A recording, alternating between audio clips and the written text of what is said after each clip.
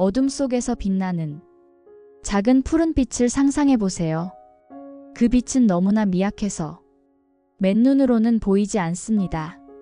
하지만 그 빛 하나가 인류의 미래를 바꿀 수 있다면 당신은 그 빛을 찾기 위해 평생을 바칠 수 있을까요? 오늘 이야기를 들으시면서 잠시 함께 상상해 주세요. 그리고 이런 이야기가 도움이 되신다면 구독으로 응원해 주시면 감사하겠습니다. 1867년 11월 7일 폴란드 바르샤바 러시아 제국의 지배 아래 자유를 잃은 도시에서 한 여자아이가 태어났습니다. 마리아 스크워도프스카. 훗날 세계가 마리 퀴리라 부를 그 아이의 이름입니다. 마리아의 아버지는 수학과 물리학 교사였습니다. 부아디스와프 스크워도프스키, 한때는 명문 김나지움이 부교장이었던 사람입니다. 하지만 러시아 당국에 저항했다는 이유로 직위를 박탈당했습니다. 어머니 브로니스와바는 바르샤바의 명문 기숙학교 교장이었습니다. 피아노를 연주하고 여러 언어에 능통한 뛰어난 교육자였죠. 하지만 결핵이 그녀를 덮쳤습니다. 마리아가 태어나기 전부터 병마와 싸우고 있었습니다. 어머니는 아이들에게 병을 옮길까 두려워 껴안아주지도 못했습니다.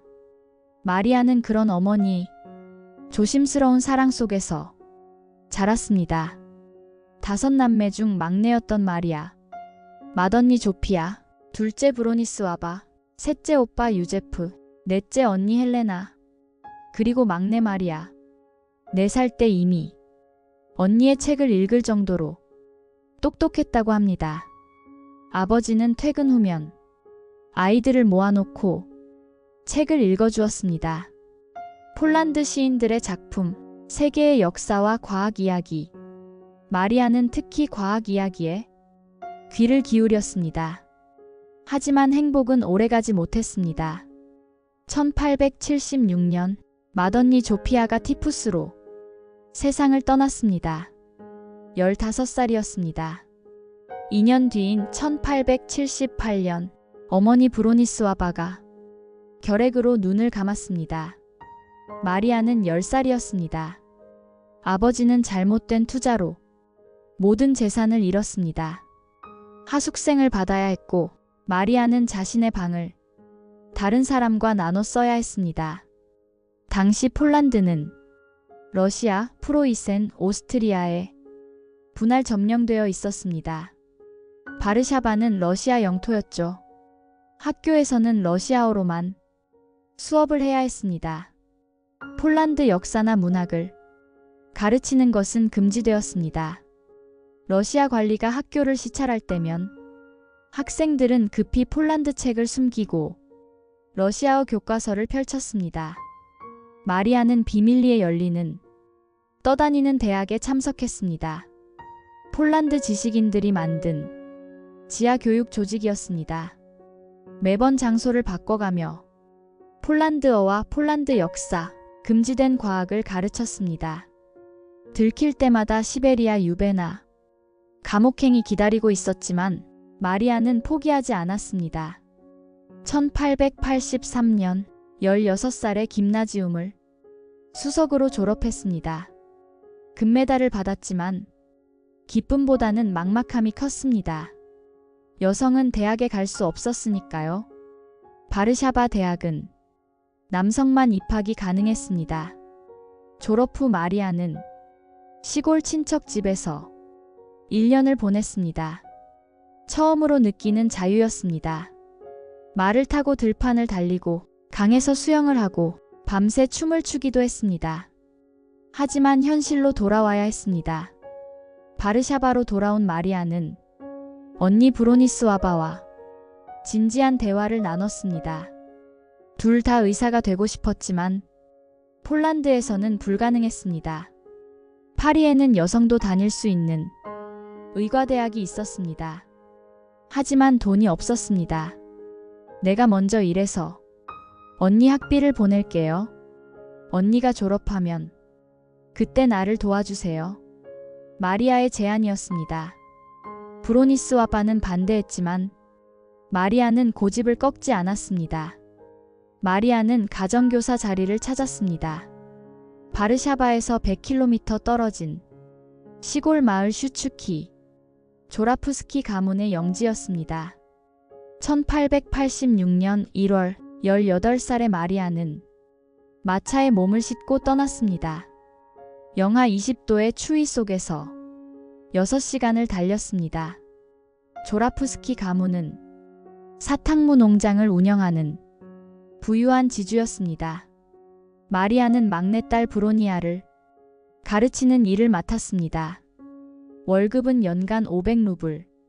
숙식이 제공되었기에 거의 모든 돈을 저축할 수 있었습니다. 낮에는 아이들을 가르치고 밤에는 혼자 공부했습니다. 아버지가 바르샤바에서 책을 보내주었습니다. 수학, 물리학, 화학, 문학. 촛불 아래서 밤새 책을 읽었습니다. 프랑스어로 쓰인 물리학 원서를 사전을 찾아가며 해독했습니다. 때로는 새벽 4시까지 책상 앞에 앉아 있었습니다. 조라프스키 가문의 장남 카지미에 씨가 방학을 맞아 집으로 돌아왔습니다. 바르샤바 대학에서 수학을 공부하는 청년이었습니다. 그는 마리아의 지성에 감탄했고 두 사람은 사랑에 빠졌습니다. 카지미에 씨는 청혼했지만 그의 부모는 격렬히 반대했습니다. 가난한 가정교사와 결혼할 수는 없다. 마리아는 상처받았지만 체념했습니다. 계약 기간인 3년을 채우고 1889년 바르샤바로 돌아왔습니다. 그동안 언니 브로니스와 바는 파리에서 의학 공부를 마치고 의사가 되어 있었습니다. 폴란드인 의대생 카지미에 씨 들루스키와 결혼도 했습니다. 이제 내 차례야, 마리아. 파리로 와. 언니의 편지가 도착했습니다. 하지만 마리아는 망설였습니다. 아버지가 나이 들어가고 있었고 파리까지 가는 기차 삭도 부담스러웠습니다. 1년을 더 기다렸습니다. 그동안 바르샤바에서 개인 교습을 하며 돈을 모았습니다. 1891년 늦가을 24살의 마리아는 마침내 파리행 기차에 올랐습니다. 4등 객실, 나무 의자에 40시간, 독일을 거쳐 파리까지 1600km의 여정이었습니다. 파리 북역에 도착했을 때는 밤 10시였습니다. 언니 부부가 마중을 나와 있었습니다. 라탱 지구의 작은 아파트. 언니는 따뜻한 방을 내주었습니다. 다음 날 아침, 마리아는 소르본 대학으로 향했습니다. 정식 명칭은 파리대학 이학부. 입학 서류를 작성하면서 이름을 프랑스식으로 바꿨습니다. 마리아 스크워도프스카는 이제 마리 스크워도프스카가 되었습니다. 첫 강의는 물리학이었습니다. 계단식 강의실에 300명의 학생이 앉아 있었습니다. 그중 여학생은 23명. 마리는 맨 앞줄에 앉았습니다.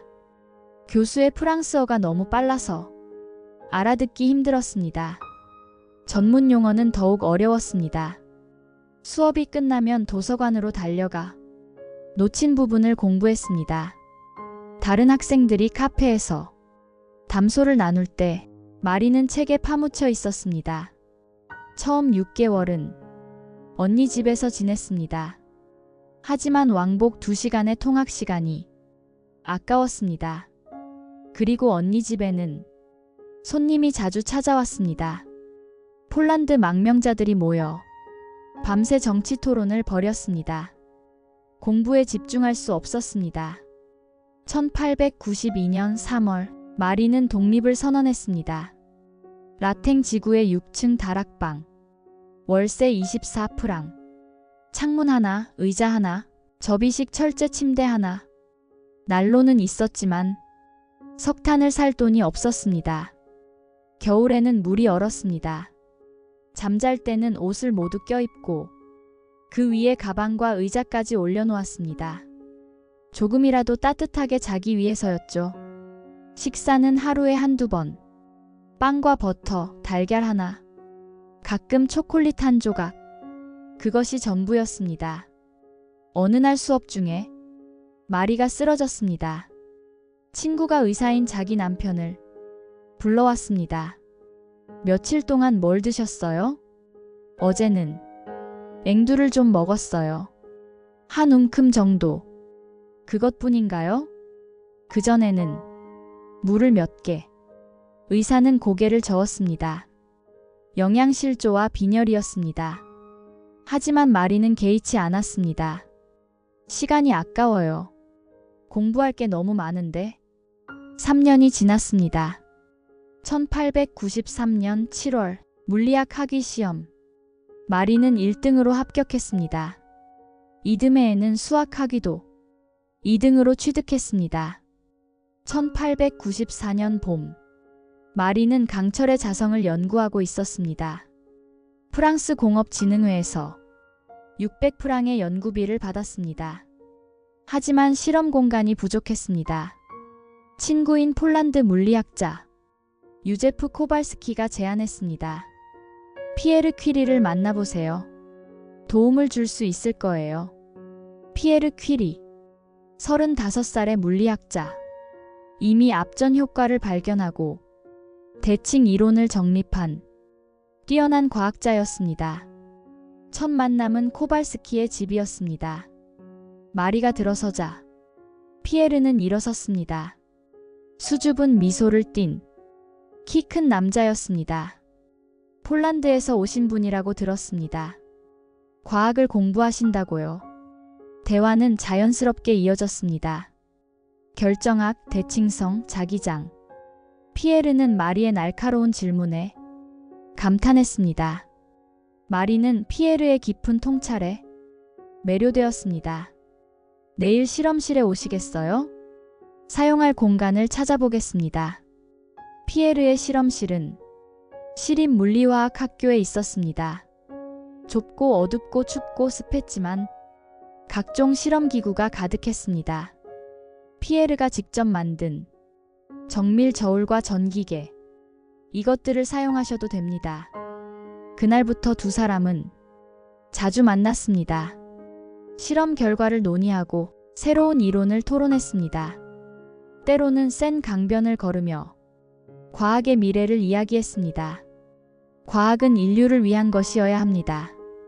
개인의 영광을 위한 것이 아니라. 피에르가 자주 하는 말이었습니다. 여름이 되자 마리는 폴란드로 돌아가야 했습니다. 아버지를 뵙고 가정교사 일도 해야 했습니다. 피에르는 편지를 보냈습니다. 당신 없는 실험실은 너무나 적막합니다. 빨리 돌아오기를 기다립니다. 가을에 파리로 돌아온 마리. 피에르는 청혼했습니다. 함께 과학을 연구하며 살고 싶습니다. 마리는 망설였습니다.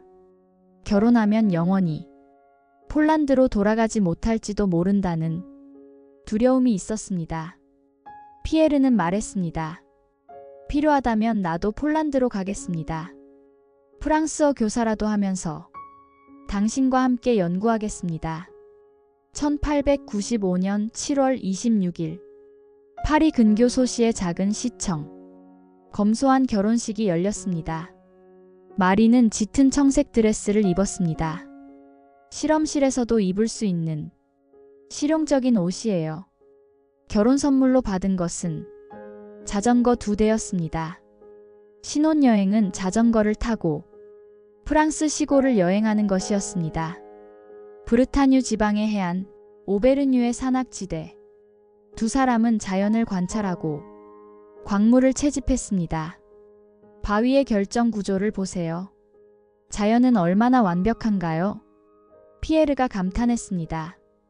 우리도 자연처럼 완벽한 조화를 이루고 싶어요.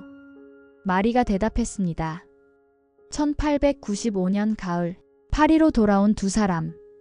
작은 아파트에 살림을 차렸습니다. 가구는 최소한으로 책상 2개, 의자 몇 개, 책장과 침대. 아침 일찍 함께 실험실로 출근하고 밤늦게 함께 돌아왔습니다.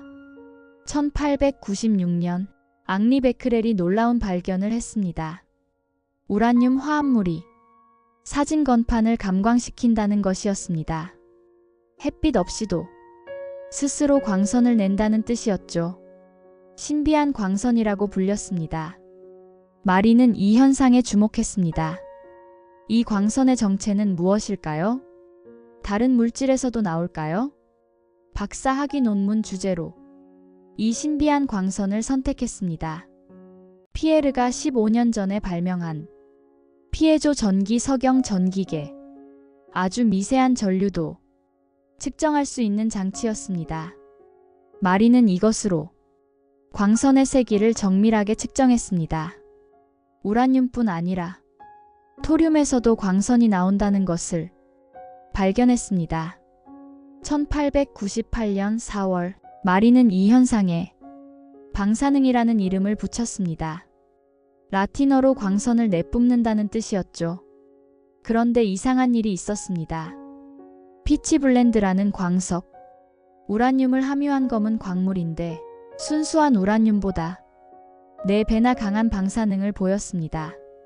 논리적으로 불가능해요. 우라늄이 방사능의 원천이라면 피치블렌드가 더 강할 수 없어요. 마리는 확신했습니다. 분명 알려지지 않은 새로운 원소가 있을 거예요. 피에르도 동의했습니다. 자신의 연구를 중단하고 아내를 돕기로 했습니다. 함께하면 더 빨리 찾을 수 있을 거요. 시립물리화학 학교의 낡은 창고를 실험실로 얻었습니다. 의과대학 해부실로 쓰였던 곳이었죠. 지붕은 비가 새고 바닥은 흙바닥이었습니다. 겨울엔 영상 6도, 여름엔 35도. 환기도 제대로 되지 않았습니다. 오스트리아 정부에서 피치블렌드 1톤을 구했습니다. 보헤미아 우라늄 광산의 찌꺼기였습니다. 마대자루에 담겨 도착한 시커먼 돌덩이들. 그 속에서 새로운 원소를 찾아내야 했습니다. 작업은 고됐습니다. 20kg씩 가마솥에 넣고 끓였습니다. 쇠막대로 몇 시간씩 저어야 했습니다. 끓인 용액을 식히고 여과하고 다시 끓이고 이 과정을 수백 번 반복했습니다. 마리의 손은 화학 약품으로 벌겋게 부어올랐습니다. 상처가 아물 날이 없었습니다. 옷은 산으로 구멍이 났고 머리카락은 빠지기 시작했습니다. 기침이 멈추지 않았습니다. 쉬면서 하세요. 피에르가 걱정했지만 마리는 고개를 저었습니다. 멈출 수 없어요. 가까이 온 것 같아요. 1898년 7월, 드디어 첫 번째 새로운 원소를 분리하는 데 성공했습니다. 비스무트보다 400배 강한 방사능을 띄었습니다. 마리는 조국을 기리며 폴로늄이라고 이름 지었습니다. 하지만 더 강한 방사능이 남아 있었습니다. 계속 작업했습니다. 같은 해 12월, 두 번째 원소를 발견했습니다. 바륨과 비슷하지만 900배나 강한 방사능을 띄었습니다. 빛나다는 뜻의 라틴어에서 따와 라듐이라고 명명했습니다. 하지만 과학계는 회의적이었습니다. 순수한 라듐을 보여주세요. 그래야 믿을 수 있습니다. 더 많은 피치블렌드가 필요했습니다. 오스트리아 정부가 8톤을 더 보내주었습니다. 운송비는 직접 부담해야 했습니다. 4년이 흘렀습니다. 1902년 마침내 10분의 1g 남짓의 라듐 시료를 얻어냈습니다. 원자량도 확인했습니다. 226. 이제 아무도 의심할 수 없었습니다. 어느 날 밤 딸 이렌을 재우고 실험실로 돌아갔습니다. 문을 열자 놀라운 광경이 펼쳐졌습니다. 어둠 속에서 시험관들이 푸른 빛을 내며 스스로 빛나고 있었습니다. 피에르 보세요. 마치 별빛 같아요. 마리가 속삭였습니다. 요정의 빛 같기도 하고요. 피에르가 대답했습니다. 두 사람은 한참 동안 그 신비한 빛을 바라보았습니다. 그 빛은 두 사람의 이름을 미래로 밀어올리는 조용한 파동처럼 떨리고 있었습니다. 우주의 비밀을 엿본 순간이었습니다. 1903년 6월, 마리는 박사 학위를 받았습니다. 논문 제목은 방사성 물질에 대한 연구. 심사위원들은 만장일치로 매우 우수라는 최고 등급을 주었습니다. 프랑스에서 여성이 받은 첫 번째 물리학 박사 학위였습니다. 같은 해 11월, 스웨덴에서 전보가 왔습니다. 노벨 물리학상 수상자로 앙리 베크렐, 피에르 퀴리, 마리 퀴리가 선정되었다는 소식이었습니다. 사실 처음에는 마리의 이름이 빠져 있었습니다. 여성이라는 이유였죠. 피에르가 노벨위원회에 편지를 썼습니다. 마리 없이는 이 발견이 불가능했습니다. 함께 상을 받지 못한다면 저도 거부하겠습니다. 그제야 마리의 이름이 추가되었습니다. 여성 최초의 노벨상 수상자가 탄생한 것입니다. 하지만 두 사람은 시상식에 가지 못했습니다. 건강이 너무 나빴고 학기 중이라 수업을 쉴 수 없었습니다. 이듬해 6월에야 스톡홀름을 방문했습니다. 명성은 짐이 되었습니다. 기자들이 몰려왔고 호기심 많은 방문객들이 끊이지 않았습니다. 연구할 시간이 없어요. 마리가 한탄했습니다. 1897년 첫째 딸 이렌이 태어났습니다. 1904년에는 둘째 딸 이브가 태어났습니다. 하지만 기쁨도 잠시. 운명의 1906년 4월 19일. 비오는 목요일이었습니다.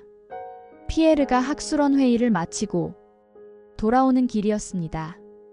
도펜가를 건너다가 마차에 치였습니다. 즉사였습니다. 44살이었습니다. 마리에게 전보가 왔습니다. 피에르가 사고를 당했습니다. 즉시 오십시오. 마리가 도착했을 때 피에르는 이미 차가웠습니다. 머리가 으스러져 있었습니다. 마리는 피에르의 얼굴에 입을 맞추었습니다. 그리고 아무 말도 하지 못했습니다. 장례식은 소시에서 조용히 치러졌습니다. 화환도 연설도 거부했습니다. 관 속에 마리는 작은 꽃다발을 넣었습니다. 정원에서 직접 딴 꽃이었습니다. 그날 밤 마리는 일기에 썼습니다. 피에르, 나의 피에르. 당신이 없는 세상에서 어떻게 살아가야 할까요? 당신과 함께한 11년은 내 생애 가장 아름다운 시간이었습니다. 이제 나는 반쪽이 되었습니다. 영원히 완전해질 수 없는 반쪽. 상실의 고통 속에서도 마리는 실험실로 돌아갔습니다. 피에르가 맡았던 소르본 대학 교수직을 제안받았습니다. 1906년 11월 5일 첫 강의의 날. 계단 강의실은 사람들로 가득했습니다. 학생뿐 아니라 기자, 사교계 인사, 호기심 많은 시민들 모두가 미망인의 눈물을 기대했습니다. 오후 1시 30분 마리가 강단에 올랐습니다. 검은 드레스를 입은 창백한 얼굴이었습니다. 잠시 침묵이 흘렀습니다. 그리고 마리는 말했습니다. 그녀는 울지 않았습니다. 대신 미완의 문장 하나를 이어갔습니다. 압력이 대칭성에 미치는 영향을 계속 살펴보겠습니다. 정확히 피에르가 마지막 강의에서 멈춘 그 문장이었습니다. 청중들은 숨을 죽였습니다. 누군가는 손수건으로 눈물을 닦았습니다. 마리는 담담하게 강의를 이어갔습니다. 감정을 드러내지 않았습니다. 오직 과학만을 이야기했습니다. 강의가 끝나자 우레와 같은 박수가 터졌습니다. 소르본 대학 700년 역사상 첫 여성 교수가 탄생한 순간이었습니다. 연구는 계속되었습니다. 라듐을 더 순수하게 정제하고 폴로늄의 성질을 규명하고 방사능의 본질을 탐구했습니다. 1910년 그녀는 드비에른과 함께 금속 라듐을 달리했습니다. 1g을 얻기 위해 8톤의 피치 블렌드를 처리해야 했습니다. 프랑스 정부가 라듐 연구소 설립을 약속했습니다. 파스테르 연구소와 소르본 대학이 공동으로 운영하기로 했습니다. 1911년 두 번째 노벨상 소식이 왔습니다. 이번에는 화학상이었습니다. 라듐과 폴로늄의 발견, 라듐의 분리와 성질 연구에 대한 공로였습니다. 단독 수상이었습니다. 서로 다른 분야에서 노벨상을 2번 받은 사람은 마리가 처음이었습니다. 지금까지도 개인 자격으로 2개의 과학 노벨상을 받은 사람은 마리 퀴리가 유일합니다. 영광의 순간은 짧았습니다. 같은 해 가을, 파리의 신문들이 일제히 마리를 공격하기 시작했습니다. 물리학자 폴 랑주뱅과의 관계가 폭로된 것입니다.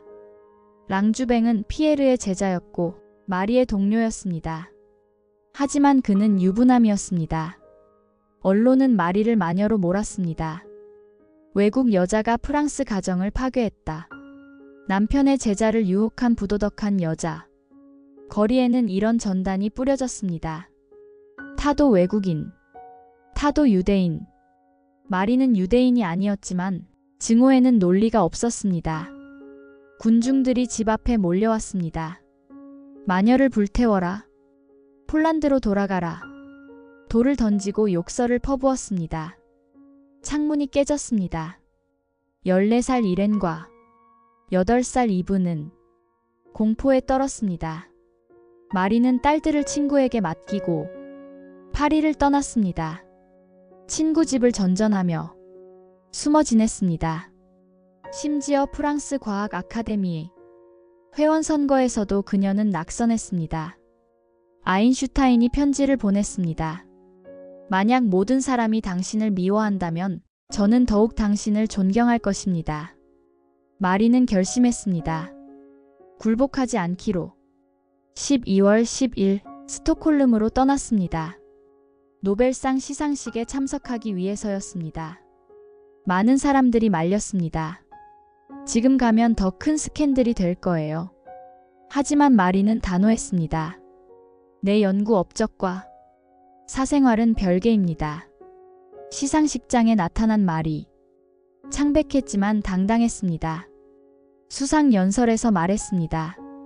라듐의 발견은 저 혼자의 업적이 아닙니다. 피에르 퀴리와 함께한 결과입니다. 하지만 라듐의 분리와 금속 라듐의 제조, 그리고 그 성질의 규명은 제가 독립적으로 이룬 것입니다. 명확한 선언이었습니다. 자신이 단지 피에르의 조수가 아니라 독립적인 과학자임을 밝힌 것입니다. 1914년 7월 제1차 세계대전이 발발했습니다. 마리는 즉시 행동에 나섰습니다. 프랑스 정부가 보관하던 1g의 라듐을 납상자에 넣어 보르도의 금고에 숨겼습니다. 적군의 손에 넘어가는 것을 막기 위해서였습니다. 그리고 새로운 임무를 자처했습니다. 전선의 부상병들을 위한 엑스레이 서비스였습니다. 당시 엑스레이 장비는 병원에만 있었습니다. 전선에서 부상당한 병사들은 제때 진단을 받지 못해 죽어가고 있었습니다. 마리는 자동차를 개조해 이동식 엑스레이 장비를 만들었습니다. 작은 퀴리라고 불린 이 특수 차량, 발전기와 엑스레이 장비, 암실 설비까지 갖추었습니다. 마리는 직접 운전을 배웠습니다. 47살의 나이에 운전면허를 취득했습니다. 그리고 전선으로 달려갔습니다. 포탄이 터지는 전장, 진흙탕 참호, 부상병들의 신음소리. 마리는 밤낮 없이 일했습니다. 총알과 파편의 위치를 찾아내 의사들이 정확한 수술을 할 수 있게 했습니다. 그녀는 병상 곁에서 아이 이름을 묻고 엑스레이판을 붙잡은 손을 꼭 잡아주었습니다. 17살이 된 이렌도 어머니를 도왔습니다. 간호와 엑스레이 조작법을 배워 전선에서 함께 일했습니다. 4년 동안 마리가 만든 이동식 엑스레이 차량은 약 20대, 고정 엑스레이 시설은 약 200개소, 100만 명이 넘는 부상병이 이 장비로 생명을 구했습니다. 마리는 훈장도 거부했습니다. 의무를 다했을 뿐입니다. 전쟁이 끝난 후 마리는 라듐 연구소로 돌아왔습니다. 연구소는 전쟁 중에 완공되어 있었습니다. 하지만 연구 자금이 부족했습니다. 라듐도 부족했습니다. 라듐 1g의 가격은 10만 달러. 너무나 비쌌습니다. 1920년 미국의 여성 기자 미시 멜로니가 마리를 찾아왔습니다. 마리 퀴리 부인, 미국 여성들이 당신을 돕고 싶어 합니다. 멜로니는 미국에서 모금 운동을 시작했습니다. 마리 퀴리에게 라듐을 선물하자 미국 전역의 여성들이 참여했습니다. 부유한 사업가의 부인부터 공장 노동자까지 1년 만에 10만 달러가 모였습니다. 1921년 5월 마리는 두 딸과 함께 미국으로 떠났습니다. 뉴욕 항구에 도착했을 때 수천 명의 사람들이 기다리고 있었습니다. 마리 퀴리 만세! 환호성이 울렸습니다. 백악관에서 하딩 대통령이 라듐 1g을 전달했습니다. 정확히는 라듐 구매 증서였습니다. 실제 라듐은 너무 위험해서 나중에 전달하기로 했습니다. 마리는 즉시 선언했습니다. 이 라듐은 제 개인 소유가 아닙니다. 라듐 연구소의 것입니다. 과학의 발전을 위해 쓰일 것입니다. 미국 순방은 성공적이었지만 마리의 건강은 악화되었습니다. 현기증과 피로, 손가락의 통증, 시력 저하, 모두 방사능 노출의 후유증이었습니다. 그러나 마리는 멈추지 않았습니다. 파리로 돌아와 다시 연구에 몰두했습니다. 젊은 과학자들을 가르쳤습니다. 특히 여성 과학자들을 적극적으로 받아들였습니다. 재능 앞에 성별은 무의미합니다. 중요한 것은 기회입니다. 폴란드, 중국, 일본, 세계 각국에서 여성들이 마리에게 배우러 왔습니다. 1929년 두 번째 미국 방문. 이번에는 폴란드의 라듐 연구소를 위한 모금이었습니다. 바르샤바에도 암 연구소를 설립하고 싶었던 것입니다. 다시 한번 미국 여성들이 힘을 모았습니다. 라듐 1g을 더 구입할 수 있는 자금이 모였습니다. 1932년 바르샤바 라듐 연구소가 개소했습니다. 마리의 오랜 꿈이 이루어진 것입니다. 조국 폴란드의 세계적 수준이 암 연구소가 생긴 것입니다. 개소식에 참석한 마리. 고향 땅을 밟으며 감격했습니다. 오늘은 내 생애 가장 행복한 날 중 하나입니다. 하지만 건강은 계속 나빠졌습니다. 손은 화상 흉터로 뒤덮였고 백내장으로 거의 앞이 보이지 않았습니다. 신장 기능도 떨어졌습니다. 그래도 연구소에 나갔습니다. 지팡이에 의지해서라도 실험실로 향했습니다. 1934년 봄, 건강이 급격히 악화되었습니다.